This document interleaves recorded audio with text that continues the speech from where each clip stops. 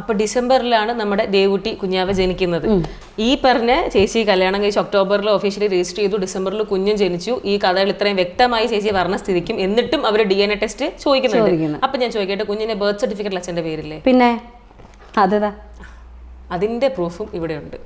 കുഞ്ഞിന്റെ ബർത്ത് സർട്ടിഫിക്കറ്റിലും പേര് കൊടുത്തിരിക്കുന്നത് ജിനു ചേട്ടന്റെ തന്നെയാണ്. ഇത് കൂടുതൽ ഇനിയിപ്പോൾ തെളിവ് വേറെ ആവശ്യമൊന്നുമില്ലല്ലോ. കാര്യം കുഞ്ഞ് ജനിച്ച് എത്ര വർഷം കഴിഞ്ഞു? കുഞ്ഞിനിപ്പോൾ 11 വയസ്സായി. ഈ 11 വർഷം മുന്നേ ചേച്ചി കള്ളത്തെളിവ് ഉണ്ടാക്കി എന്തായാലും വെക്കില്ലല്ലോ.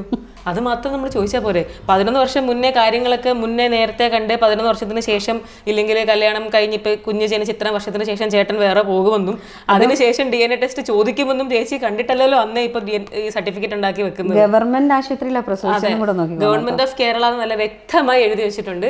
SAT ആശുപത്രിയിലാണ് കുഞ്ഞ് ജനിച്ചത്. മാതാവിന്റെ പേര് തനൂജ എന്നും കൊടുത്തിട്ടുണ്ട്, പിതാവിന്റെ പേര് ജിനു ഗോപി എന്നും വ്യക്തമായി തന്നെ കൊടുത്തിട്ടുണ്ട്.